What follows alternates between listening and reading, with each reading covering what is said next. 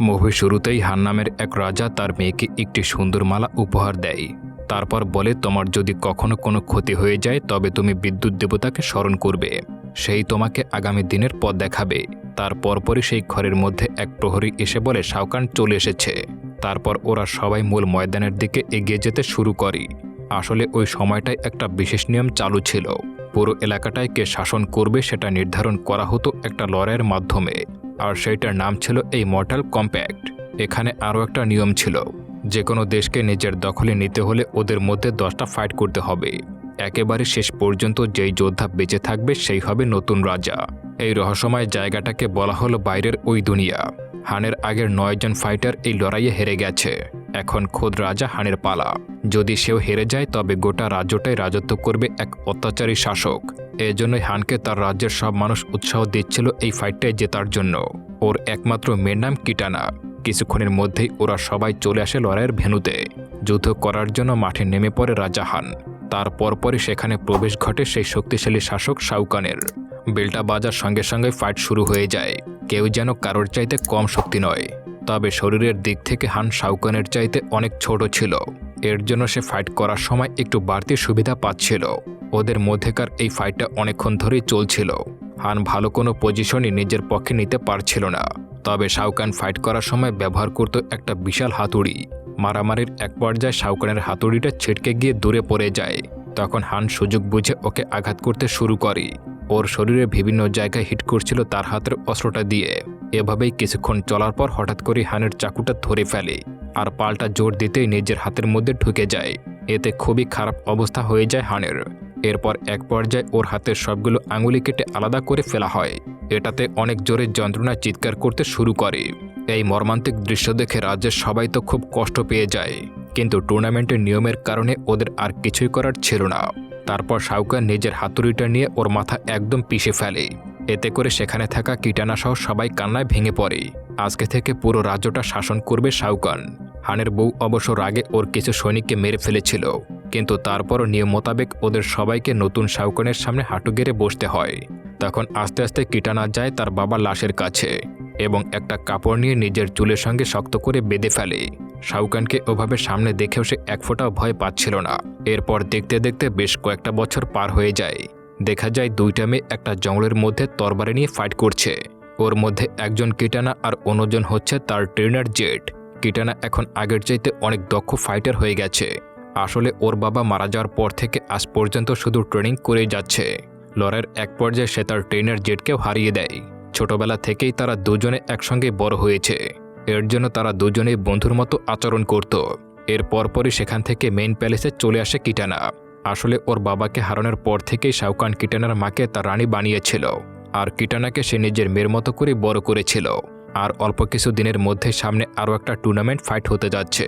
সেটার জন্যই মূলত মনে ক্ষোভ লুকিয়ে কিটানা ট্রেনিং করছিল। এই মরণ টুর্নামেন্টটা এবার পৃথিবীর ফাইটারদের সঙ্গে আয়োজন করা হবে। কিছুক্ষণের মধ্যেই সেখানে আউটার ওয়ার্ল্ডের এক জাদুকরী চলে আসে। তখন শাওকান তাকে জিজ্ঞাসা করে একটা প্রাচীন তাবিজ সম্পর্কে। এটা শুনে সে জানায় শেষবার ওইটা একটা টেম্পলে দেখা গিয়েছিল, আর এক ভাড়াটের দস্যু সেটা ওখান থেকে চুরি করে নিয়ে গেছে। তবে চিন্তার কোনো কারণ নেই মহারাজ, খুব তাড়াতাড়ি ওটা আবারও আমাদের কবজায় চলে আসবে।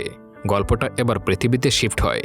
বন্ধুরা, তোমাদের একটু বুঝতে অসুবিধা হতে পারে, চিন্তার কোনো কারণেই আমি শেষে সবটা বুঝিয়ে বলছি। আপাতত একটু মনোযোগ সহকারে পুরোটা দেখার চেষ্টা করো। তখন জনি নামের একজনকে দেখা যায়। সে এখানে অনেকগুলো গুন্ডার সঙ্গে একাই ফাইট করছিল। তারপর সবাইকে মেরে সে ওখান থেকে চলে যায়। তখন একটা মেয়ে তার দিকে হঠাৎ করে মিসাইল ছুটতে শুরু করে। সেটাও নিজের বুদ্ধিতে আটকে ফেলে জনি, আর ফাইট করে সেই মেয়েটিকে মাটিতে ফেলে দেয়। আসলে এই পুরো ব্যাপারটা একটা সিনেমার শুটিংয়ের দৃশ্য, আর জনি হলো সেই অ্যাকশন সিনেমার মেইন হিরো। শুটিং শেষে জনি একটা প্রোগ্রামে এসেছিল। সেখানে সবাই যার যার জিনিসপত্র বিক্রি করছিল, কিন্তু এখানে জনির স্টোরে একটা মানুষও দেখা যাচ্ছিল না। আসলে জনি 90 দশকের একজন ফেমাস অ্যাক্টর ছিল। এখনকার দিনে আর কেউই তাকে তেমন একটা চেনে না। এইসব দেখে অনেক মন খারাপ হয়ে যায় জনির। সে মন খারাপ করে সবকিছু গুছিয়ে বেসমেন্ট থেকে তার গাড়িতে তুলছিল। ঠিক তখনই আচমকা পার্কিংয়ে দুজন রহস্যময় মানুষ চলে আসে। একজনের নাম কাইডেন আর অন্যজন সোনিয়া ব্লেড। তাদের দুইজনকে দেখে খানিকটা অবাক হয়ে জনি, আর সেই সঙ্গে মজা করে বলে কসপ্লেটা খুব সুন্দর হয়েছে। তখন কাইডেন জনিকে বলে, তোমাকে ফাইট করার জন্য পৃথিবী থেকে বেছে নেওয়া হয়েছে। এই লড়াইয়ের ব্যাপারটা জনি একটা কৌতুক হিসেবে নিয়েছিল। এই মহাযুদ্ধ সম্পর্কে ওকে বললে ওদের কারো কথায় বিশ্বাস হচ্ছিল না জনির। তখনই কাইডেন জনিকে নিজের আসল অলৌকিক পাওয়ার দেখায়। হাত দিয়ে ইশারা করে বাতাসে সে তীব্র বিদ্যুৎ বানিয়ে ফেলে। তারপর সেই বিদ্যুতের আলোর ভেতর যেতে উধাও হয়ে যায় সে। তখন সোনিয়া ওকে জানায়, তুমি আমাদের সঙ্গে চলো, তাহলে নিজের চোখে সবকিছু ভালোমতো বুঝতে পারবে আর সবকিছু তোমার মন থেকে বিশ্বাস হয়ে যাবে। তখন জনি তাদের কথা শুনে একটা ম্যাগাজিন পোর্টালে ঢুকে যায়। মাত্র কয়েক সেকেন্ড আগে জনি ছিল বেসমেন্টে, কিন্তু কয়েক সেকেন্ডে সে এখন অদ্ভুত একটা জায়গায় চলে এসেছে। দেখা যায় সেই প্যালেসের ফাইটিং গ্রাউন্ডে 3 জন প্র্যাকটিস করছে। ওদের প্রত্যেকেরই আলাদা আলাদা সুপার পাওয়ার রয়েছে। এইসব আজব কাণ্ড দেখে খানিকটা অবাক হয়ে যায় জনি। ওরাও সবাই মূলত পৃথিবীর ফাইটার। আসলে এদেরকে ফাইট করতে হবে শত্রুপক্ষের ডেভিল ফাইটারদের সঙ্গে। জনি তো আসলে শক্তির দিক থেকে এদের ধারে কাছেও নেই। তখন জনি জিজ্ঞাসা করে, আমার সুপার পাওয়ারটা কি? সে বলে, তোমার ভেতরের পাওয়ার জাগানোর মতো সময় নেই। সেটার জন্য প্রচুর পরিমাণে কঠোর ট্রেনিং প্রয়োজন, কিন্তু আমাদের হাতে অতটা সময় একদমই নেই। কিছুক্ষণের মধ্যেই সেখানে বাকি 3 ফাইটারও চলে আসে। এদের নাম যথাক্রমে লিউ, ইয়ং এবং ম্যাক্স। তারপরে এই লড়াইয়ের সব ডেভিল নিয়ম সম্পর্কে জানানো হয় জনিকে। 2 টিমের একজন একজন করে ফাইটার সামনাসামনি ফাইট করবে। যে হেরে যাবে তাকে সেখানেই মরতে হবে। এই কথা শুনে জনি তো শক খেয়ে যায়।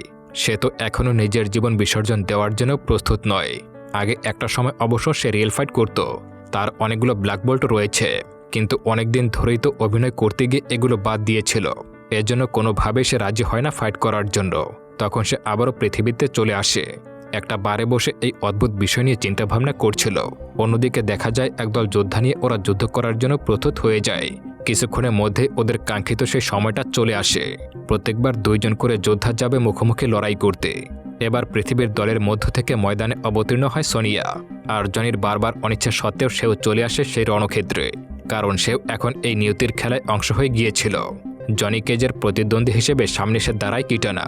জনি তো নিজের ইচ্ছার বিরুদ্ধে সেখানে সে পৌঁছেছিল। এবার এখানে সে মেয়েটিকে দেখে লড়াই করার মানসিকতাই হারিয়ে ফেলে। কিন্তু সূচনা ঘণ্টা বাজার সঙ্গে সঙ্গে ওকে আক্রমণ করতে শুরু করে কিটানা। জনি শুধু কোনো মতে নিজেকে বাঁচিয়ে পালিয়ে বেড়াচ্ছিল। অনেকক্ষণ ধরেই ওদের মধ্যকার এই ধাওয়া পাল্টা ধাওয়া চলমান থাকে। জনি তো পাল্টা আঘাত না করেই শুধু আত্মরক্ষা করে পালিয়ে বেড়াচ্ছিল, কারণ সে অনেকদিন ধরেই আসল কোনো ময়দানে নামেনি। তারপরেও কিটানা ওকে তাড়িয়ে ধরে আঘাত করছিল। এক পর্যায়ে খুব সহজেই জনিকে পরাস্ত করে ফেলে কিটানা, কিন্তু জনির প্রাণ কেড়ে নেয় না সে। আসলে পরাজিত যোদ্ধার ভাগ্যে কি হবে সেটা জয়ী হওয়া পক্ষই নির্ধারণ করবে। অন্যদিকে সোনিয়ার মুখোমুখি লড়াই হয়ে যায় সিন্ড্রেলা নামের এক যোদ্ধা।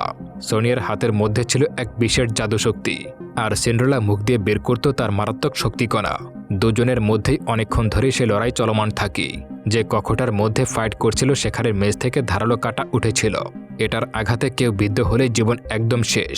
প্রথমে তো সোনিয়া কোনোভাবেই সিন্ড্রেলার কৌশলের সঙ্গে পারছিল না, কিন্তু এক পর্যায়ে সে সিন্ড্রেলাকে চিরতরে খতম করে ফেলে। সব বাধা পেরিয়ে সোনিয়া জিতে যায়। তারপর সেখান থেকে আবারও সবাই ফিরে আসে তাদের নিজের ঘাঁটিতে। জয়ী হয়ে ফিরে আসতে দেখে অনেক খুশি হয়ে যায় পৃথিবীর সকল মানুষ। এদিকে দেখা যায় ভয়ঙ্কর দেখতে এক ওজা এক মৃত মানুষের মুখে হাত দিয়ে কিছু মন্ত্র পড়ছিল, আর পাশেই দাঁড়িয়েছিল কিটানা এবং জেট। কিছুক্ষণের মধ্যেই লোকটা তার হারানো জীবন ফিরে পায়। ওর নাম ছিল কানো। তখন সে জীবিত হয়ে বলতে থাকে, আমার দৃষ্টিশক্তি কোথায়? তারপরে মনে পড়ে যায় যে সোনিয়ার সঙ্গে সে যখন লড়াই করেছিল তখন তার চোখের মধ্যে কিছু একটা ঢুকে অন্ধ হয়ে গিয়েছিল। আসলে এই ঘটনাগুলো এই মুভির প্রথম পার্টে দেখা গিয়েছিল। আপনারা যদি প্রথম পার্ট চান তা অবশ্যই এখনই কমেন্ট করে জানিয়ে দিন। তার পরপরই ওকে প্রাচীন লকেটটা সম্পর্কে জিজ্ঞাসাবাদ করা হয়। কিছুক্ষণের মধ্যেই তার পকেট থেকে একটা লকেট বের করে দেয় সেই ওঝাকে। সেটা নিয়ে সে শাওকানকে উৎসর্গ করতে যায়। তখন ওই জাদুকরের পেছনে পেছনে ঘুরতে থাকে কানো, আর তার দৃষ্টিশক্তি ফিরে পেতে চায়। এক পর্যায়ে ওর উপর বিরক্ত হয়ে জাদুকর একটা যান্ত্রিক চোখ বানিয়ে ওর দিকে ছুঁড়ে মারে। সেই কৃত্রিম চোখটা নিজের চোখের কোটরে লাগিয়ে ফেলে কানো। ওর এই নতুন চোখটা দিয়ে সে আবারও মারাত্মক লেজার রশ্মি বের করতে শুরু করে। অন্যদিকে দেখা যায় কিটানো একটা জঙ্গলের ভেতর দিয়ে একটা গোপন জায়গায় চলে আসে। তারপর সিক্রেট একটা জায়গার মধ্যে ঢুকে যায়। সেখানে গিয়ে ওর বাবার দেওয়া সেই মালাটা ব্যবহার করে কিছু একটা করে, আর এক আলোর ঝলকানিতে সে চলে আসে পৃথিবীর ফাইটাররা যেখানে ছিল সেই আস্তানায়। ওকে এখানে দেখে তো জনি বলে, এই তো আমাকে হারিয়েছে, এখন সে এখানে কি উদ্দেশ্যে এসেছে। পরে আসলে জানতে পারে যে কিটানা আসলে এদের সবাইকে গোপনে সাহায্য করেই আসছিল। এখানে এসেই কিটানা জানায় শত্রুরা কিন্তু সেই প্রাচীন লকেটটা পেয়ে গেছে। সেটা যদি কোনোভাবে পূর্ণ শক্তিতে জাগ্রত করতে পারে তবে কিন্তু শাওকান হয়ে উঠবে অমর। এইগুলো বলে সে ফিরে যায়। সেই ঘর থেকে যখন বের হয় তখন বাইরে দাঁড়িয়েছিল জেট। তখন কিটানাকে এসব ঝুঁকিপূর্ণ কাজ করতে বারণ করে দেয় জেট। কিটানার জানানো সেই গোপন তথ্যগুলি নিয়ে এরা কথা বলতে শুরু করে দেয়, কিন্তু তখনই সেখানে চলে আসে সেই চেনা প্রাচীন যোদ্ধা কুং লাও। কিন্তু আগেরবারে লড়াইয়ে সে তো মারা গিয়েছিল। আসলে তার নিথর দেহটা নিয়ে শাওকানের এক ওঝা তাকে পুনরায় বাঁচিয়ে তুলেছিল, আর এখন সেই লাও নিজের দল বদলে শত্রুপক্ষের হয়ে গেছে। কিছুক্ষণের মধ্যেই আবারও মূল লড়াইয়ের সময় হয়ে যাবে। এবার শাওকানের হয়ে ময়দানে নামবে কুং লাও। পৃথিবীর এখান থেকে লড়াইয়ে নামবে 3 জন, তবে সবাইকে স্তব্ধ করে দিয়ে লাও নিজেই নিজের গ্রুপ প্রাণ নিয়ে নেয়। রেডেনের শরীর দিয়ে তখন বিদ্যুতের অবশিষ্ট অংশ বের হচ্ছিল। সেখান থেকে লড়াইয়ের জন্য ওরা 3 জন অদৃশ্য হয়ে যায়। এদের উপরে সরাসরি চড়া হয়ে শাওকানের 2 জাদুকর। রেডেনের এই করুণ অবস্থার পর তো পুরো দলের অনেক বাজে অবস্থা হয়ে গেছে। ওকে একা আগলে রাখছিল শুধু সোনিয়া। কিছুক্ষণের মধ্যেই সোনিয়াকে প্রচুর মারধর করে মাটিতে ফেলে দেয়। তারপর একজন জাদুকর ওই লকেটটা নিয়ে রেডেনের ভেতর থেকে সব শক্তি শুষে নিচ্ছিল। অনেকক্ষণ শক্তি শুষে নেওয়ার পর তারা ফিরে আসে তাদের নিজেদের আস্তানায়। লকেটটা এখন ফুল চার্জ বা মারাত্মক শক্তিশালী হয়ে গেছে। তার পরপরই তারা 2 জন গিয়ে সেটা শাওকানের বুকের বর্মের মধ্যে ঢুকিয়ে দেয়, আর এর মাধ্যমেই শাওকান হয়ে ওঠে পুরো অমর। এখন মৃত্যু আর কোনোদিনও তাকে স্পর্শ করতে পারবে না। এখানে লিউকাংয়ের মুখোমুখি ফাইট হবে শাওকানের। নির্দিষ্ট রণক্ষেত্রে আসার পরপরই শুরু হয়ে যায় 2 জনের মহাযুদ্ধ। দুজনে কেউ কারোর চাইতে শক্তি কম নয়। এখানে লিউকাং মোটামুটি ভালোই টক্কর দিচ্ছিল ওর সঙ্গে, আর মারামারির এক পর্যায়ে তার হাতে থাকা অস্ত্রটা দিয়ে শাওকানের গলা কেটে দেয়। সে তো ভেবেছিল জিতে গেছে, কিন্তু সে তো এটা জানতো না যে শাওকান অমরত্ব পেয়ে গেছে। কিছুক্ষণের মধ্যেই শাওকানের ক্ষতের জায়গাগুলো আবারও নিজ থেকে জোড়া লেগে যায়, আর সে তার বিশাল হাতুড়ি দিয়ে লিউকাংয়ের মাথা পিষে দেয়। তারপর সোজা পানির স্রোতের মধ্যে তার দেহটাকে ভাসিয়ে দেয়। এদিকে জ্যাকের প্রতিপক্ষ ছিল ট্রেনার জেট। ওরা 2 জনে মুখোমুখি হাতাহাতি শুরু করে। 2 জনেই শক্তিশালী যোদ্ধা। এক পর্যায়ে জ্যাক জিতে যায়, কিন্তু জেডের প্রাণ কেড়ে নেয় না, তাকে জীবিতই ছেড়ে দেয়। তখন জেড ওকে জিজ্ঞাসা করে, আমাকে পুরোপুরি শেষ কেন করলি না? এটা শুনে জ্যাক বলে, তোমরা আমাদের দলের একজনকে জীবিত ছেড়ে দিয়েছিলে, সেই জন্য আমি তোমাকে জীবিত ছেড়ে দিলাম। অন্যদিকে লিউকাংয়ের প্রতিপক্ষ কুং লাও। কিছুদিন আগে ওরা 2 জনে পৃথিবীর সুরক্ষার জন্য একসঙ্গে ফাইট করত। এমনকি মার্শাল আর্টের দীক্ষা 2 জনে একসঙ্গে নিয়েছিল। কিন্তু পরলোকে চলে যাওয়ার পর কুং লাও এখন শত্রুপক্ষের হয়ে গেছে। এরপর ওর সঙ্গে লড়াইয়ের শুরুতে লিউকাং কিছুটা হালকাভাবেই খেলছিল, কিন্তু নিজের পুরনো বন্ধুর প্রতি এসবের কোনো মায়া ছিল না কুং লাওয়ের। অন্ধকার জগৎ থেকে পুনরায় জীবিত হয়ে আসায় দুনিয়ার কোনো আবেগ বা স্মৃতি তার মধ্যে অবশিষ্ট ছিল না। এদের মধ্যেকার এই নিষ্ঠুর যুদ্ধ অনেকক্ষণ ধরেই চলছিল। লিউকাং কোনো মতেই তার পুরনো সঙ্গীকে চিরতরে শেষ করতে চাইছিল না, কিন্তু কিছুক্ষণের মধ্যেই সে বুঝতে পারে যদি সে কুং লাওকে খতম না করে তবে নিজেকেই প্রাণ হারাতে হবে। এর জন্য শেষমেশ কুং লাওকে চিরদিনের জন্য ঘুম পাড়িয়ে দিতে বাধ্য হয় লিউকাং। যদিও নিজের প্রিয় বন্ধুকে মারার সময় মনে মনে বেশ কষ্ট হচ্ছিল, কিন্তু এছাড়া তার আর কিছুই করার ছিল না। এখন টুর্নামেন্টে পৃথিবীর যোদ্ধাদের 3টি জয় এবং শাওকানের দলের 2টা জয় হয়ে গেছে। তার পরপরই তারা 2 জনে আবারও ফিরে আসে নিজেদের দুর্গে। তবে তাদের আরেক সঙ্গে ইয়াংকে হারিয়ে মনে মনে খুব কষ্ট পেয়ে যায়। তখন আবারও নিজের সেই গোপন অলৌকিক মালাটা ব্যবহার করে আস্তানায় চলে আসে রাজকন্যা কিটানা, আর এসে সবাইকে জানায় শাওকান এখন পুরোপুরি অমরত্ব পেয়ে গেছে। ওকে সামনাসামনি কোনো লড়াইয়ে হারানো এখন আর কোনোভাবেই সম্ভব নয়। তবে একে ধ্বংস করার একটা ছোট্ট উপায় এখনও টিকে আছে। যে লকেটের জাদুতে এই অমরত্ব পেয়ে গেছে সেটা যদি কোনো কায়দায় ভেঙে ফেলা যায় তবে ওকে পরাস্ত করা সম্ভব। তবে জাদুর পোর্টালে চড়ে ওখানে সরাসরি যাওয়া যাবে না, কারণ ওই পোর্টাল ব্যবহার করলে শাওকান সঙ্গে সঙ্গে টের পেয়ে যাবে যে কেউ তার রাজ্যে অনুপ্রবেশ করেছে। তবে সেখানে পৌঁছানোর অন্য আরেকটা বিকল্প রাস্তা রয়েছে। ওদের ওই দুর্গের মাটির নিচে একটা অন্ধকার সুড়ঙ্গ রয়েছে। সেখানে একটা অদ্ভুত ও হিংস্র উপজাতি বসবাস করে, আর সেই ভয়ঙ্কর জাতির কারণেই ওই সুড়ঙ্গের দিকে সাধারণ কেউ কড়া পাহারা রাখে না। অন্য কোনো ভালো উপায় না থাকায় পৃথিবীর যোদ্ধারা এখন সেই বিপজ্জনক পথেই এগিয়ে যেতে চায়। সব গোপন তথ্য জানিয়ে কিটানা এখন আবারও সেই ঘর থেকে বেরিয়ে যায়। তখনই দেখতে পায় দরজার বাইরে ওর জন্য আগে থেকেই ওত পেতে দাঁড়িয়েছিল ট্রেনার জেট। তার সাথে আরও 2 জন সশস্ত্র প্রহরী ছিল। তারপর বিশ্বাসঘাতকতার অপরাধে কিটানাকে বন্দি করে রাজপ্রাসাদে নিয়ে চলে যায় ওরা। কিছুক্ষণের মধ্যেই পৃথিবীর যোদ্ধারা সবাই নিচে চলে আসে। আসলে এখানে যে অদ্ভুত উপজাতিটা বসবাস করত ওদের মুখে ছিল অসংখ্য ধারালো দাঁত। বহিরাগতদের এই সুড়ঙ্গে আসার খবরটাও ওই জাতির দলপতির কাছে একটা ছোট্ট বাচ্চা দিয়ে দেয়। সেই দলপতির নাম ছিল বারাকা। খবর পেয়ে সে হিংস্রভাবে বাইরে বেরিয়ে আসে এবং পৃথিবীর মানুষের উদ্দেশ্য করে বলতে থাকে, তোমরা আমাদের এই নিষিদ্ধ এলাকায় কেন এসেছ? তখন এরা বিনীতভাবে ওদের কাছে সাহায্য প্রার্থনা করে এবং নিজেদের আসার আসল কারণটা খুলে বলে, কিন্তু সাহায্যের বদলে সোজা না করে দেয়। তখন পরিস্থিতি সামাল দিতে ওকে একটা দ্বন্দ্বযুদ্ধের জন্য সরাসরি চ্যালেঞ্জ করে বসে লিউ। এই বুনো জাতির নিয়ম অনুযায়ী দ্বন্দ্বযুদ্ধে যদি কেউ হেরে যায় তবে জয়ী ব্যক্তি যা বলবে পুরো জাতি সেটাই মানতে বাধ্য হবে। কিন্তু এবারও লড়াইয়ে সেই প্রস্তাব না করে দিয়ে বারাকা সেখান থেকে চলে যাচ্ছিল। তখন ওকে পেছন থেকে বিভিন্ন কড়া কথা শুনিয়ে রাগাতে শুরু করে। আসলে জনি তো ছিল একজন নায়ক, কথার ছলে মানুষকে কিভাবে উস্কে দিতে হয় সেটা সে ভালো করেই জানে। এর জন্য জনির কথার জাতাকলে ফেসে যায় অহংকারী বারাকা। জনি তো মনে মনে বারাকা আর লিউয়ের মধ্যাকার ফাইটার জন্য অপেক্ষা করছিল। কিন্তু ফাইট শুরু ঠিক আগে সবাইকে অবাক করে দিয়ে বারাকা ঘোষণা করে, আমি এই শক্তিশালী লিউয়ের সঙ্গে লড়াই করব না, আমি আজ মুখোমুখি ফাইট করব এই বাচাল জনির সঙ্গে। এটা শুনে জনি তো অনেক ভয় পেয়ে যায় আর কাঁপতে কাঁপতে বলতে থাকে, আরে ভাই আমি কেন? তখন বারাকা হেসে বলে, তুই বড্ড বিরক্তিকর, তোকে নিজের হাতে পিষে মারতে পারলে তবেই আমি মনে শান্তি পাবো। কিন্তু জনি তো অনেকদিন ধরেই আসলে লড়াইয়ের ময়দান থেকে বাইরে ছিল, সে এখন আর ওভাবে ফাইট করতে পারে না। এর জন্য বাকি সবাইকে সে ইশারায় বোঝাতে থাকে যে আমার দ্বারা এই রাক্ষসের সঙ্গে জেতা কোনোভাবেই সম্ভব নয়। তবে বারাকা কারোর কোনো আপত্তি না শুনে আর জনির সঙ্গে ফাইট শুরু করবে বলে বসে। এক পর্যায়ে কোনো উপায় না দেখে তাদের দুজনের ফাইট শুরু হয়ে যায়। শুরুর দিকে জনি কোনোভাবে বারাকার দানবীয় শক্তির সঙ্গে পেরে উঠছিল না, সে শুধু প্রাণ বাঁচাতে ময়দানের চারদিকে দৌড়ে পালাচ্ছিল। এমনভাবে বেশ অনেকক্ষণ ধরেই চলে তাদের এই ফাইট। তারপরে এক পর্যায়ে জনি ঠান্ডা মাথায় চিন্তা করে যে এই ফাইট থেকে পালানোর কোনো পথ নেই, ওকে লড়াই করতেই হবে। যদি সে এখন পাল্টা মারা না যায় তবে ওকে নিজে এখানে মরতে হবে। তখন সে নিজের সিনেমার শুটিংয়ের কথা কল্পনা করে অ্যাকশনের স্টাইলগুলো বাস্তবে রূপ দিতে শুরু করে। জনির এই হঠাৎ বদলে যাওয়ার কারণে বারাকা আর একটা আক্রমণের সুযোগই পাচ্ছিল না। ফাঁকা বুঝে জনি এক পর্যায়ে তাকে লাথি মারে, কিন্তু পরাস্ত হয়েও কেন জানে সে অনেক খুশি হয়ে জনির দিকে তাকিয়ে বলতে থাকে, আমি আমার পুরো জীবনে এত নিখুঁত ফাইটিং স্কিল কোথাও দেখিনি, আজকে থেকে তুমি আমার আসল গুরু। তার মানে জনির সেই চমৎকার হলিউড স্টাইলের ফাইটিংটা তার খুব পছন্দ হয়েছিল। এরপর চুক্তি অনুযায়ী ওদের সবাইকে নিরাপদ পাহারায় দিয়ে ক্যাসেল গেটের সামনে নিয়ে আসে বারাকার দল। গেটের কাছাকাছি পৌঁছে দেওয়ার পর বারাকা জানায়, এই সীমানার পর আমাদের এই দুর্গে প্রবেশ করার কোনো অনুমতি নেই। এদিকে বন্দি কিটানাকে ধরে এনে হাজির করা হয় সাউকিনের দরবারে। কিটানা ওই জাদুর পোর্টাল ব্যবহার করে গোপনে কোথায় যাতায়াত করছিল এই ব্যাপারে বারবার তাকে জেরা করতে শুরু করে, কিন্তু কিটানা মুখ শক্ত করে চুপ ছিল, সে কিছুই বলছিল না।